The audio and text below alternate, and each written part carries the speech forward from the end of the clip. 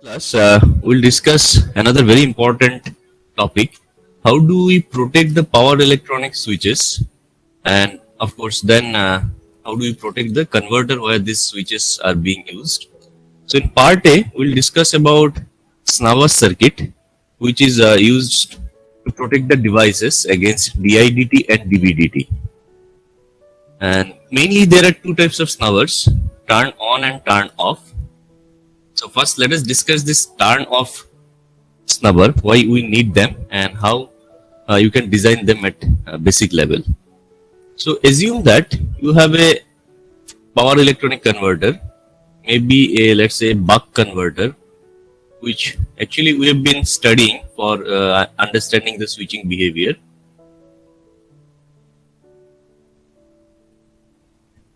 So it is a DC-DC converter. Actually, when we did switching analysis, you can see this inductor is modeled as a current source here. This diode was shown over there, and this switch was this switch. So basically, you have a DC source over here, which is serving you as the, let's say, VCC. Let's say it is 100 volt, just to start with, and let us assume that this current is 10 ampere. Now, this switch, when you are mounting it in the power electronic converter, the distance between the power source and the switch would be long. One of the example is that, just to give you an example, why the difference between source and motor, the power converter, why there is a distance. For example, if you talk about the electric e-rickshaw that you see in the local areas, so there the batteries are mounted on the back seat, below the back seat. But the motor controller may be mounted on the front seat or where driver is sitting below the front seat. So the distance is sometimes several foot, sometimes several meters also. Similarly, the motor is mounted on the below part of your vehicle, right, connected with the differential. So that distance, sometimes that long wire creates some inductance. Sometime in your PCB design itself, some parasitic inductor comes, which you don't want, but they are present. Now, when the switch is turned on, it will have some current flowing into it. But when the switch is turned off, this L creates a large voltage spike due to this LDIDT, which you are very familiar with. So, as a result of that, this switch may get destroyed. So, to prevent that, you can use snubber circuits. So, these are known as turn off snubber because when switch is turning off, we are giving protection for that time. So one of the straightforward solution is that you put a capacitor in parallel to the device. So what happens is that when the switch is turned off, so at that time this turning off cannot be abrupt because there is a capacitor. So when the switch was turned on, the capacitor voltage was 0, and when the switch is getting turned off, this capacitor voltage builds up. Finally, the capacitor voltage reaches the voltage VCC, which is same as this voltage, and then this diodes actually starts conducting. So this, if you have any parasitic inductor in the path, it does not see any abrupt change in the current because it always sees a path for current to flow. So initially, without the capacitor, the current through this parasitic inductor would have experienced a step change or abrupt change, but with this capacitor it always finds a path, and that's why there is no abrupt change. So with this, you can ensure that your device is not experiencing very high voltage stress or voltage spikes. So now the question is, how do you decide the value of this capacitor? So for this, you follow straightforward equations. Remember, all these equations are valid during this zone only, because this is the zone where this is of most interest part for us. So if you look at this simple KCL, your IL is IC plus I cap. IC is the current flowing through the device, maybe your IGBT, maybe your MOSFET or BJT, and the I capacitor is the external capacitor that you are connecting. So, and if you just formulate this straight line into equation, so your IC looks like this. Initially it starts with IL, same IL is this IL, and then it goes to 0. So at time t equal to tf, this value goes to 1 and finally IC goes to 0. So then your I cap becomes IL minus IC. You can show it in a simple manner.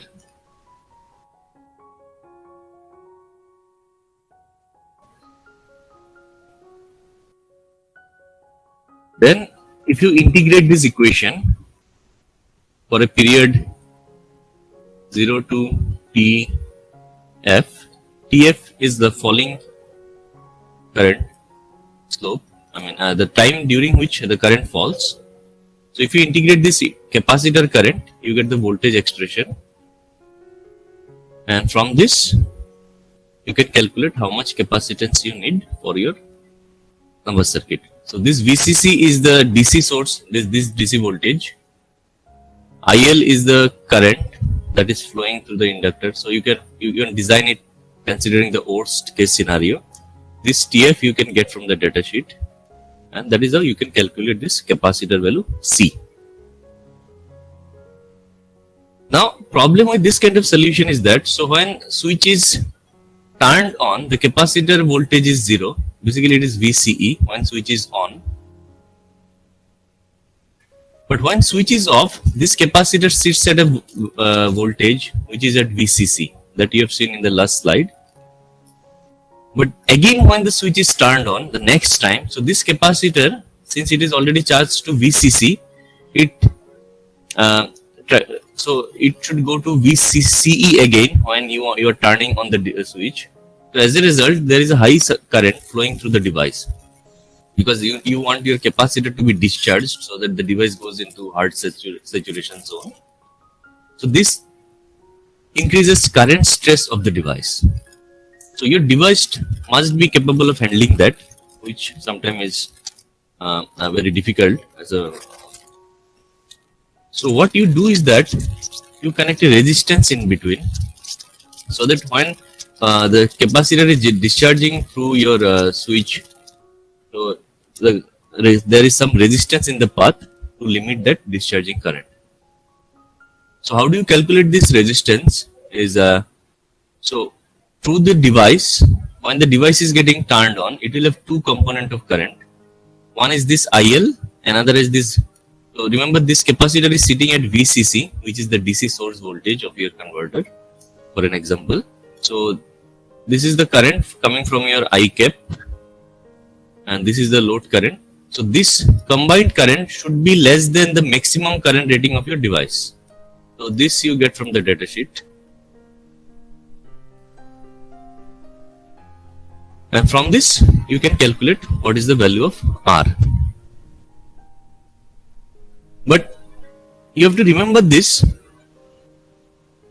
when the device is turning on, so this capacitor is discharging through this resistance, and to completely discharge it, you need at least 4 to 5 times constant time.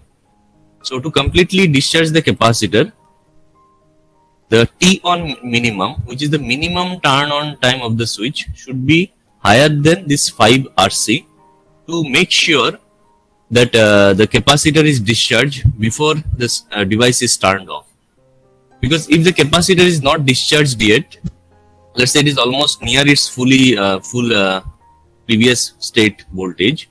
So again, when you turn off this switch, then this capacitor, since it's already sitting near the desired voltage or the DC voltage, so it won't help you during the for suppressing the spikes.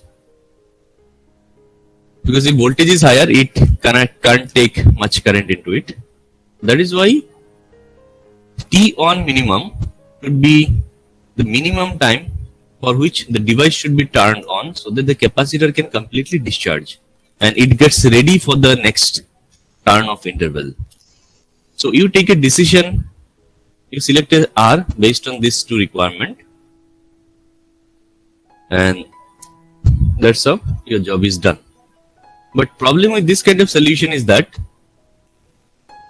so during turning off of the switch, you are charging the capacitor, and during turn off of the switch, you are discharging the capacitor.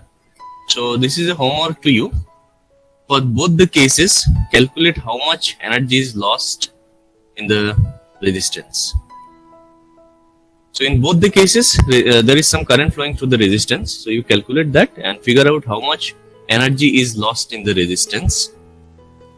And another interesting question could be, does it depend on the resistance value?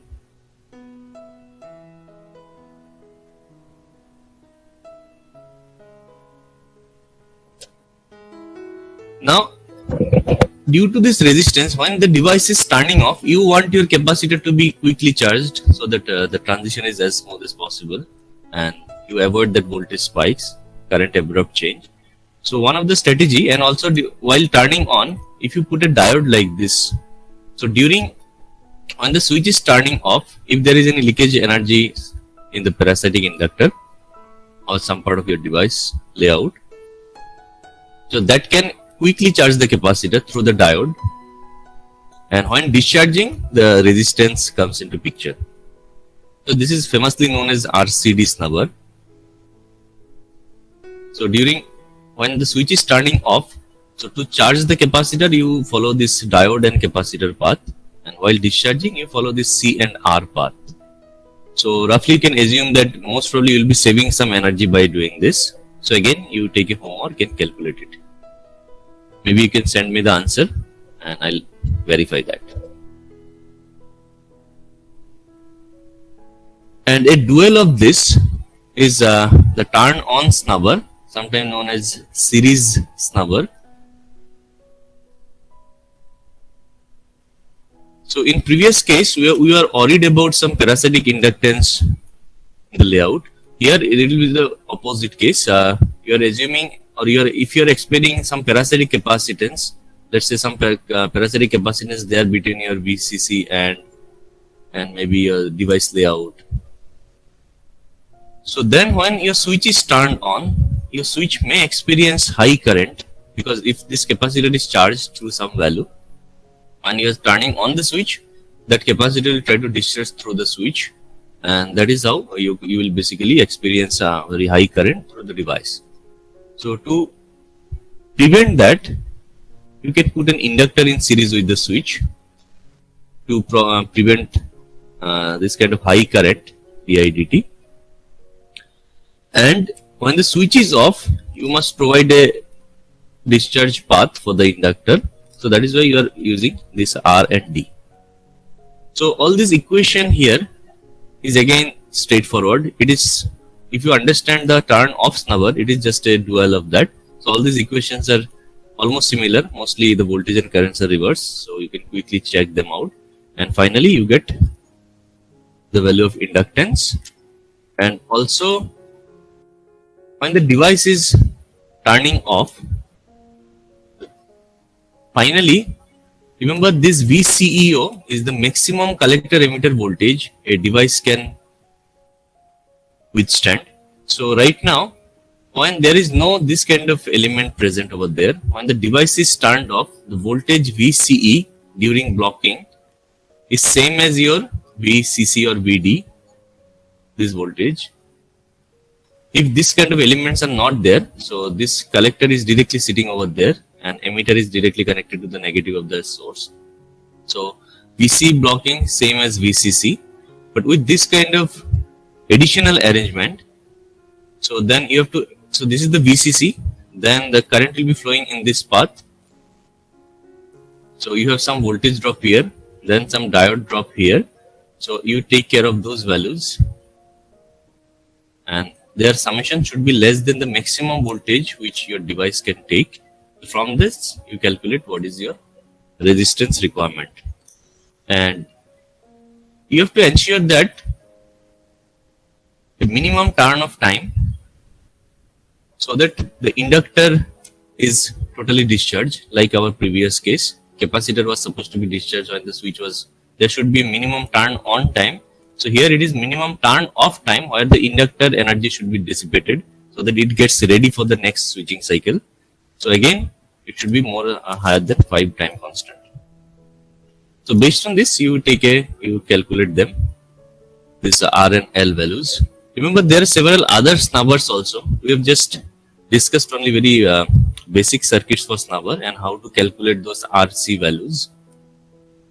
But this kind of snubber, since there is some resistance, you will have some losses in them. So there are some advanced snubber also where you can, without wasting those energy, you can take it back to the source or some other place, maybe load.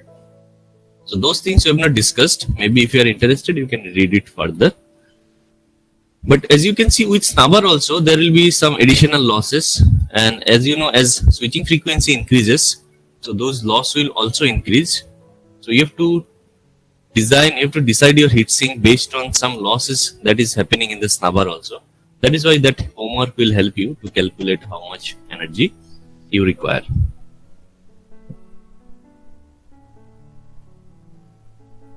So with this, let me conclude this snubber circuit where, remember, in summary, you have to understand why this parasitic inductance coming and why this DIDT is a problem, LDIDT, voltage spike is a problem, and how you can use RCD snubber finally to solve this problem, and how do you decide the value of R, C and D, and also how do you decide L and R for the turn on snubber. So you just go through them, and if you want to read a more detailed version of them, you can go through Professor Ned Mohan's book. So there these things are discussed in much more detail, but otherwise as a basic level, if you understand this simple thing, this will be good enough for our course. Sir? Yeah. I have a doubt just before the summary slide. Last slide, just before the summary. This one? Yes, sir. In the relation R1, that's one. Y equality is not followed there. Come again. You are asking about this equation? Yes, sir. Yes, sir. Yeah. What is your question? Like, does equality follow like the relation can be equals to? Yeah. VCC plus ILR. Yeah. Yeah, it can be equal to, but then you are actually on the borderline, right? Because this much of voltage is actually coming in your device. Okay. When the device is just, let me clarify it again. See, generally what happens is that, just take an example of buck converter. Yeah.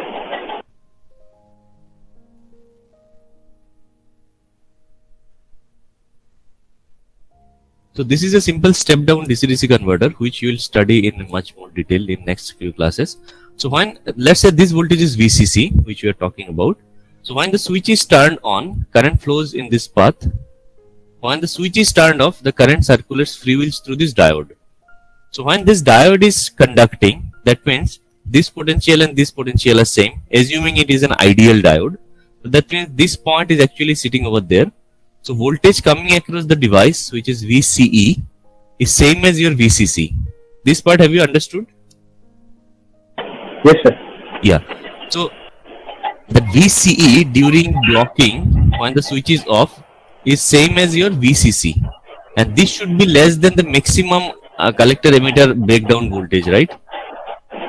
Yeah. Make sure that your device is always in the safe zone. But now with this kind of circuit, this is your VCC. Now if you follow the KVL, so you'll see that some voltage is coming over here also, right? Yeah. So that is why this is the total equation, and this should be less than VCO. It can be equal to VCO, that is very borderline case, but generally what happens is that while designing, we ensure that the maximum voltage that is actually coming across your VCA during blocking, that is at least maybe half of the VCO, because you never go close to the actual line. You always will try to ensure some sort of safety factor, right? Okay. Thank you, sir.